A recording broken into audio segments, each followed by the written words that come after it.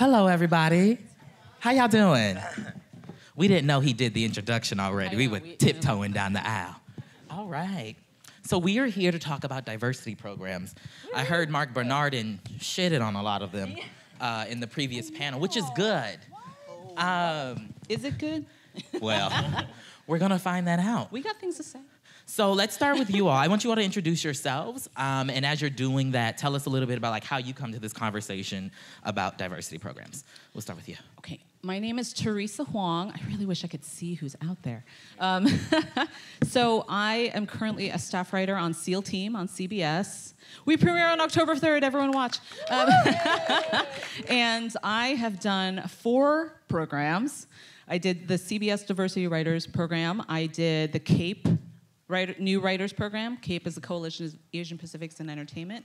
I did the Writers Assistance Network Program, and I was a WGA TV Writer Access Project honoree. So, done a lot of programs. A whole lot of programs. Russell? So, my name's Russell. I'm from South Africa, not Australia or the UK. I'm a dad, and I'm a casting director, and I am the president of the Casting Society of America, but I also head up the Inclusion and Diversity Committees. And yes. I have done I come from a country that was fraught with a lot of problems, and I am now coming to the world to save the rest of the world, is what my feeling is. But I initiated, first of all, an open call for the trans community, and we saw almost 800 trans actors across the country in less than 48 hours, which led me to do the same thing with performers with disabilities, which led me to go, okay, we're doing that with the actors, and what are we doing behind the scenes? And so we have the CSA has just started a training and education program for entry-level assistants who are interested in pursuing a career in casting, because I believe that that's really, the root of the beginning of solving a problem. We just beta tested the first 24 hours, and we had the first person to be hired off the program was the first deaf casting assistant that we know of to date, as now at Disney, which is awesome. Bravo. That's awesome. Also, Russell, I love that you introduced yourself as a dad. I feel like so many women, identify as moms. A lot of dads don't introduce themselves as like, hey, I'm a dad and a casting director. My name is Krista Suh. I am the creator of the Pussycat Project, which is those pink knit hats you saw at the Women's March. It started right here in LA. And I do think kind of my Hollywood background made me fed into the success of the project. And, in Hollywood, you have to learn how to ask for favors, so I got really good at that. And I think I am here because I was in the Fox Writers Initiative.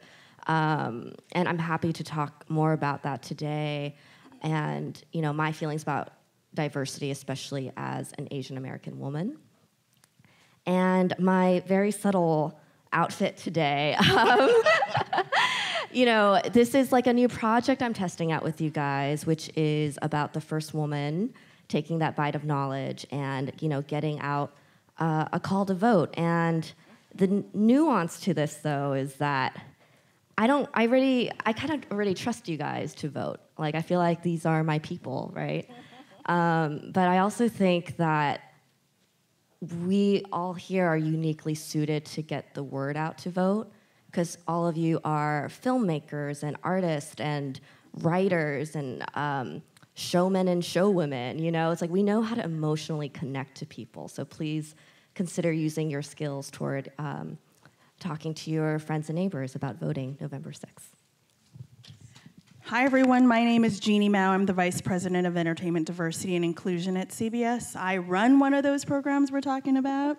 I run the Writers and the Directors program for CBS, and it's a program not necessarily to teach people how to write or direct, but it's to teach them about how to brand themselves, how to enter into the business, and most of all, retention. And that's ultimately what all these programs collectively try to do, is try to give you your first start or access into your first start, but most importantly, to keep you in there so that you can cultivate relationships and be successful. So one day you're running your own show, so you ultimately have the say in terms of who gets hired, and that's kind of the full intent, I believe, of all these programs, one way or the other.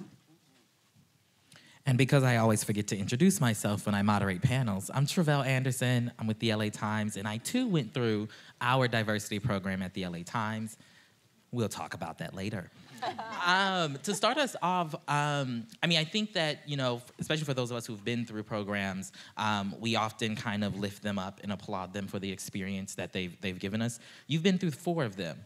Why? What makes you keep going through these particular programs? What's the benefit that you all see of these diversity programs? Well, the learning opportunity, first and foremost, for me, I happened to get into 3 of them in the same year, which is why I did 3 of this, did as many as I did. But, I was an aspiring writer. I wanted to break in, and these programs are a great entry level into writers' rooms. But first and foremost, I concentrated on learning.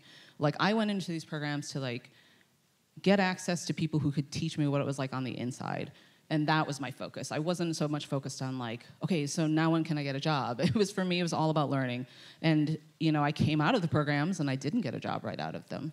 And so I just kept applying because, you got to keep grinding, keep pushing, and keep trying to better yourself as a writer, better yourself as a networker, and as presenting yourself to people, and just keep grinding until you make it to where you want to be. What about you with the Fox program? What made you get into the program in the first place? And then what has things been like since being in that program? So I was really lucky. The first TV pilot I ever wrote got me into the Fox program. And I actually would love to share how I heard about it because, I remember when I first thought, I think I want to write for TV. My mom, was horrified because, this is a pre-med kid who, fell off the rails for her. I like to say I was the prize sheep turned black sheep overnight. And my mom, bless her heart, did a lot of research. She asked her friends, lesbian lovers, now husband, who knew a TV writer, what it was like. And she came back to me, she said, well, Tom told me that TV writing is a bunch of old white men who sit around sports bars and give each other jobs. And Krista... Sounds accurate. Yeah. Pretty much. Well, then she's goes into Krista, you're not old, you're not white, you're not a man, and you don't drink beer. That was the final nail in the coffin. And I'm really grateful for the diversity program because it was something where I didn't feel like I had to learn all my craft beers and enter in that way. And it was a really great way to meet people who were kind of in the same boat as me and going through the same struggles. And I do think the biggest thing I got out of that are lifelong friends. And now on the executive side, with you two, running programs, helping put on programs, what do you say is the benefit of these particular programs? We talk about, I guess bringing people into the room and the learning opportunity. Are there any other benefits? Well, I think to be able to ultimately lead the landscape of who's running our show is really important. We have a writer right now. Our program's in its 16th year, and now we've been able to cultivate writers who are now running shows. We have Aaron Thomas, who's running SWAT, and he participated in our program in 2006. So we know that it's successful. We know that it's proving results. Was it hard? Did it take a long time? Absolutely. Did he have to overcome obstacles as being a black person or a brown person? Whatever it is, absolutely. But I think what we're able to do is we're able to see the fruits of our labor, and the good thing is Aaron hired in the past 2 years people from our program. So now it's this really great full circle moment where we're not operating in silos and we're giving opportunity to talented writers who wouldn't have access into the industry otherwise. I think for me the importance, especially in the world of casting or in the world of my world with actors, it's really important because we try and always solve the diversity problem in the middle. We try and go, all right, we're the CSA, we're a Casting Society of America, and we don't have a lot of casting directors who are disabled casting directors, or we just don't have diverse casting directors. So we go, well, let's just find them. And I think that's has been historically a problem when we go, okay, so we're just going to find diverse casting directors, but it's not as training up the next generation of casting directors, which becomes sustainable, because just solving the problem in the middle is not sustainable. It means you bring someone in, you offer them a new career, and you say, do you love this career? And then they say yes for a minute, and then they leave. And it's not really sustainable in that way at all. For me, it's about training up, and this is why these programs work, the good ones, because it is specifically focusing on training up that next generation. And by generation, I don't need age generation at all. It's just that next group of diverse filmmakers who are going to come up behind us. You know, I love the drinking beers and the white guy story, because historically, we hire our friends, right? We hire people who look like us. We hire people who sound like us. And that is so true of Hollywood that it's easy to do. So it's easy to interview for a position and hire someone that looks and sounds like you, because then you can go home at 2 p.m. in the afternoon and do very little work. Hiring someone who does not look and sound like you means that you actually have to spend the afternoon doing some training, doing some listening, doing just a little bit of extra work to change this incredibly powerful medium that we all work in and we're all responsible for changing. You know, and I'm a huge advocate to say, let's stop making it easy, let's put in the work and start hiring people that don't look and sound like us. And then we'll create a whole new dimension of television and film, is what I believe. Right, and it can be as subtle as, I'm sure all of you are filmmakers in some sort. It's like when you write a script, just being mindful what your background scene looks like. If it's 50% women, then we're great. If the sheriff is unconventional and you think they're supposed to be a white man over 50, like, let's make it a Latina woman. I think it's just really being mindful of how we write, how we cast, how we crew up, and what stories are we telling? Are we victimizing women every week? That's a problem, right? And so at CBS, we have to be mindful. I mean, we're procedural crime. And so as an executive within the company, we have to think about, like, who are we victimizing? Who are we trafficking every week, right? And how do we change that up so that we're telling stories that are authentic to the world these people live in? So now, I mean, we've said a lot of like great things about diversity programs, but how do you spot, for those who might be like considering a diversity program, how do you spot a program that's not for you, or a program that's not going to necessarily have the dividends that perhaps you're looking for? Well, I feel like as a writer of color, look, I will talk all day about how CBS is the best program, because I think it is. But as writers of color, we don't really have the luxury of picking and choosing. Any avenue in is going to be is worth it. I was shocked, like, oh, like, not take it? Oh, I took it. Like, you know, it never occurred to me. I mean, I tell this to young writers all the time. They're like, tell me about the different programs. What should I apply to? I'm like, apply to all of them. You have to apply to all of them. Apply to every screenwriting competition that you can get to. Look for, read people's blogs. Look at Twitter for these new competitions that are up and coming.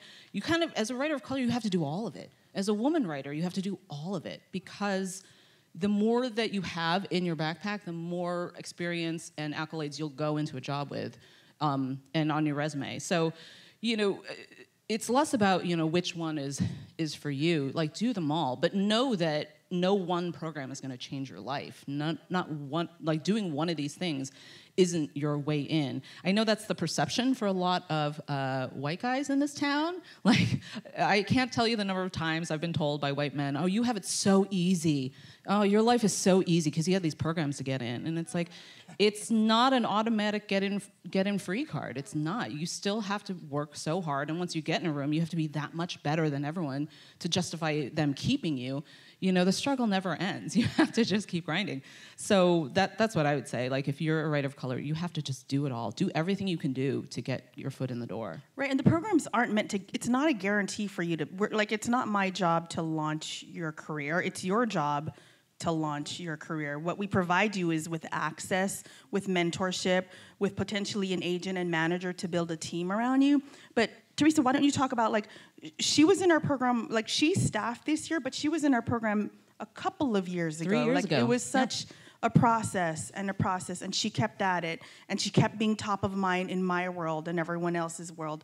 And they say it's who you know, not what you know, and it's who you know and who you continue to know that is ultimately going to get you your first big break. I mean, new first-time directors don't necessarily get an agent and manager and they get, like, their careers take off. You have to book it yourself, and I think that's what these programs ultimately do. They provide you access. Now it's yours to lose, kind of thing. And I think that's true in all aspects of the business, because I was just telling Jeannie about seeing a particular individual who got a chance to be a writer's PA because he was good friends and was being mentored by the number 2. And once he got there, I've never seen a lazier, more entitled person who would just openly disdain his job and he wouldn't work hard. He would openly not do what was asked of him by the showrunner and clearly be working on his own pilot over there and be on the phone talking to his agent about his pilot. And I remember, as a writer's PA, your job is to get lunch for the writers, and you have to start by bringing the binder of menus over to the table. And he would always have to be reminded, it's time for the lunch menus. And he brought the binder over one day, and he threw it on the writer's table, and he's like, pick somewhere close. I don't feel like driving today. And I was and everyone laughed and was like, oh, that's funny. But I thought to myself, can you imagine a person of color saying that to a showrunner? Never. I mean, and so it's like all aspects of the business. If you get in, if you have an opportunity, it's on you to turn it into your next job. It's just, I know, it just makes my blood crawl just telling that story. And I also think the thing about programs, as much as people have good or bad experiences, you get what you put into it, and if it's an agent or manager and you're willing to work the work and hustle the hustle, you'll get ahead. But I think ultimately it's like, we want you in these programs for you to get your first staff job, but really we want you in these programs so that you stay in the job and you stay in the industry and you move up within your career. But you have to put in the work as a white person, as a person of color, as connected, not connected. But it really is all about kind of the access and to learn kind of best practices. Like we would never allow, if you were in my program and you did that, you would be getting a call from me in order to course correct. Because what happens is, if Teresa did that and she failed, next season when they're looking to staff, my reputation has been hampered by the fact that I gave them Teresa. Teresa acted like a big old brat. They're not going to use me anymore. So I have a lot on the line in order to make this a success, because if she fails, it hurts the next 5 people coming up behind her. I'm telling you from our point of view as well, it's like you have to be the best. You have to be the best at what you do. I get this question all the time with actors, is the hiring of a non-disabled actor for a disabled role. This is continually the questions I get, and I'm like, it will always be the best actor or the best writer for the job. Always. That is first and foremost, but it's up to us to do the work behind all of that, to make sure that that person is the best person for the job, right? And so there's partly that, and I also think that being on the other side of people coming out of the programs is we also need to be training our workforce as well, because I think that's partly an issue. Like, for example, I'll give you, this is a new example, but it's across the board example for this deaf assistant that we had trained up. I also had to educate the potential employers as to what it would mean to hire a deaf assistant, which is super easy. You just say, yes, you got the job. Super easy. But we need to spend as much time as we are within these programs getting our workforce, the casting directors, or whoever it is that we work with, ready to work, to do the work, I do want to add that, just being able to say that I was in the Fox Writers program, even if they did nothing for me, it did open doors, at least got me above the white noise. And so I think for that alone, do it, of course do it. And then make the most you can out of it. I think the mistake I made, I was 22 when I was in that program, 21, 22.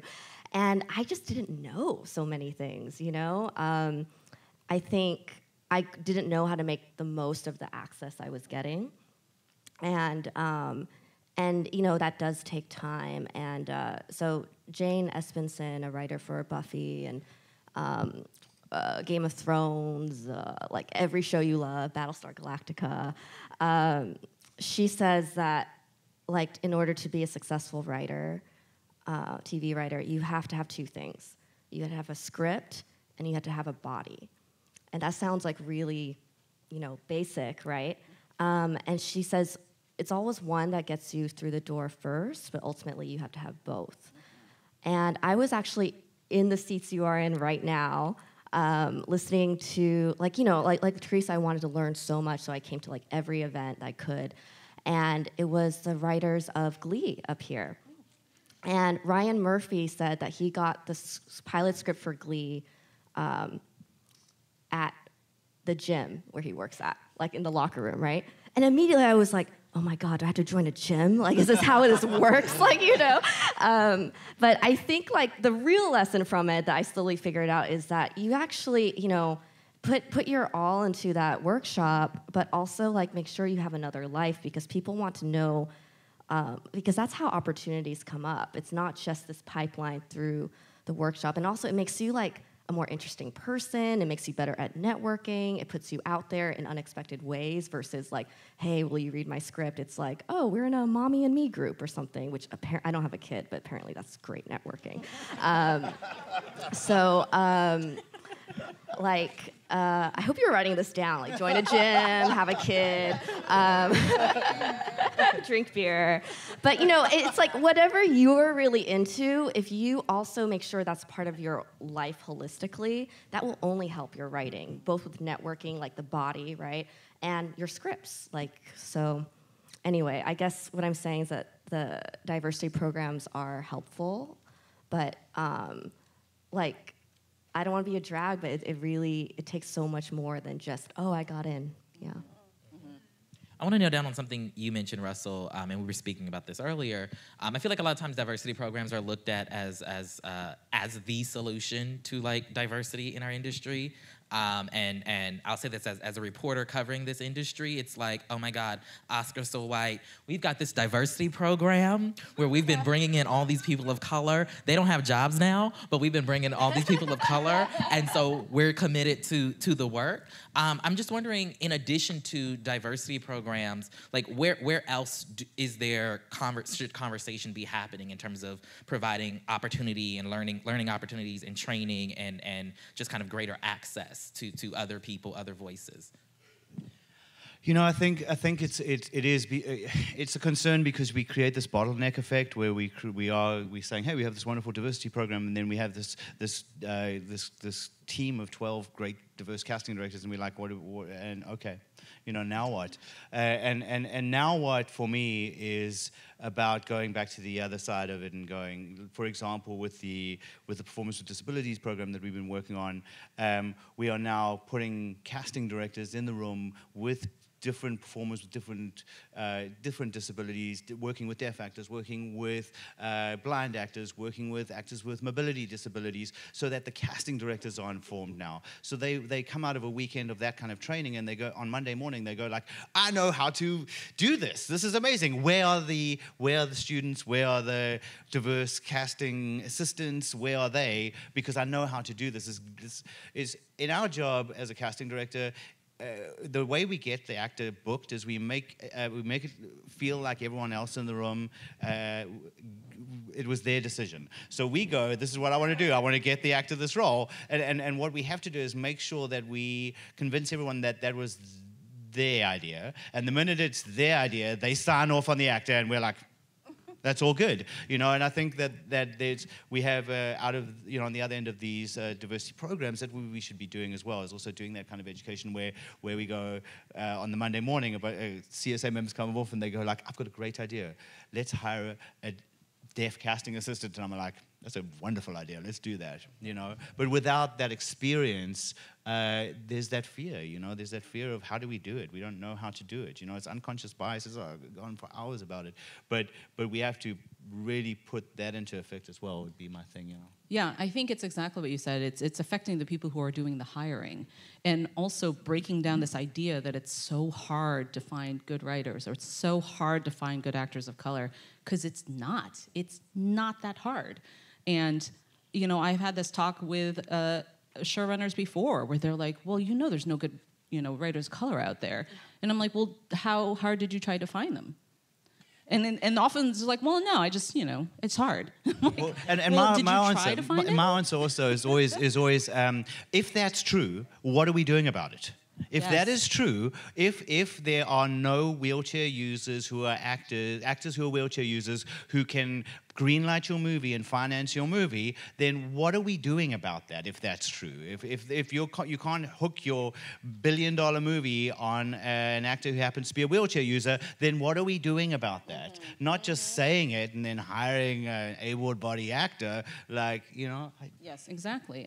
It's like, it's just taking that extra step mentally of like, oh, let me try to do this. The very first showrunner I ever worked with hired a completely diverse staff when I was an assistant, and there was only one white guy at the table. And I remember on the first day, us all sitting around looking at each other like, this is awesome. And she said, in no uncertain terms, this was not hard at all. If any of you have agents or managers telling you it's really hard to find a diverse writer's room, it's not. This was easy. But she said what it took was when the agency would send over the whole roster, she would look at them and say, these are all white guys. Can you send me some women and writers of color? And they would send 2 more. And she would say, I think you probably have more than that. Can you send me some more? So it took her putting that effort forward. But that was just 2 phone calls. That's easy, And so she was like, don't ever let anyone tell you it's so hard to find writers of color or women writers who are really good. It's not. You just have to put forth that effort. I thought somebody was jumping in. So now I think I may be, as Russell knows, I'm a cynic and a critic when it comes to diversity programs, though I am the product of one. And it landed me a job at the LA Times. But partly because I find that just in my experience, and this might be a journalism-specific thing, but there are so many other forms of training and forms of experience that we needed to go through in the program, theoretically, that is supposed to equip us to move through this space that we didn't go through. And chiefly, I've said this in public before, so I shouldn't get fired. At the LA Times, it's that diversity program that is chiefly the only way that we bring in folks of diverse background into the newsroom. Historically, the program's been here for 30 or some odd years. And the people that come through that program don't end up staying at the LA Times. Right? So there's kind of this retention, I guess, conversation that must be had. I'm just wondering in terms of, like, how do we ensure that people, get the necessary training by coming through the programs, but also, can show their talent and get jobs and stay employed, particularly with the company that trained them? That's a tricky thing, because for us, we want you to staff anywhere. We want you to get a job anywhere. But ideally, we'd love you to staff on our network, because we've trained our soldiers to fight the fight. We'd love for you to fight the fight in our space. I think one component of our program, like I said, it's not a writing. You work with an executive on a new pilot, but for 16 weeks, we work on everything but the writing, and it's the soft skills, how to brand yourself, how to articulate your pitch, expectations in a showrunner's room. We bring in 6 or 7 showrunners, and you go through mock meetings and interviews with some really tough showrunners, all with the expectation of preparing yourself for whatever may come your way, being staffed on a new show from a program, which also is like a handful of conscious bias when you walk into a room and people know that you've staffed from a program. So it's just, how do you overcome those obstacles? How do you navigate the room? Teresa can probably talk about some of the things that we talk about, but it's really less about the writing and more about, like, how do we ensure your success knowing that you're walking into a room with predominantly white men? How do you become more than just the diverse hire in 2 months? And how do you change their perception? You're never going to stop them from being biased or racist if they are. But what you're going to do is you're going to redefine your role as what they saw you when you first walked in, and you're really good at breaking story. You're really good at coming up with arc breaks. You're really good at character break. Like, you're really good at all those things, and then you just happen to be in a writer's program, which is going to be less important than when you first walked in. But it's really, how do you navigate those things so that you stay there in spite of the fact that it's not maybe the most welcoming room? I think that's one of the biggest things I took from CBS was the training for a long career. which was a lot about dealing with personalities, dealing with that person who looks in your eyes and says, that was really dumb what you just said. And just learning to be like, okay. You know? Or like, right. Or Okay. Teresa, you're the Asian woman. Tell us what it's like. Of course, that's ridiculous, but they get that. Like, yeah. the one Let me get black my man. handbook. Like, so what's it like? Do you think this story, like, so you're gonna get it. It's unavoidable because people are stupid sometimes. But how do you navigate that and use it to your advantage to be like, well, let me tell you about what it's like. And you have to figure out ways to add value to the room in spite of the way that it came to you, right? Yes. So you figure it out. You know that that person is struggling with that act break, but is very prideful. So at the end of the day, you go and be like, let me take a crack at it. Can I help you? Let them get the credit. That's totally fine. But what you are doing is cultivating a relationship where they see you as more than just the diverse hire. You are valuable. Teresa can do this, this, and this because she helped me. I got the credit for it because I have a big ego, but I'm going to rely on her for the next 3 things that are going to come my way. Yeah. Do you guys know what the exceptional woman is? It's kind of like the Uncle Tom of feminists, like where it's like the idea is that in patriarchy there has always been a place for women. It's the exceptional woman. That way, when other women are struggling within the system can then point to like, nuh-uh, like look at this woman.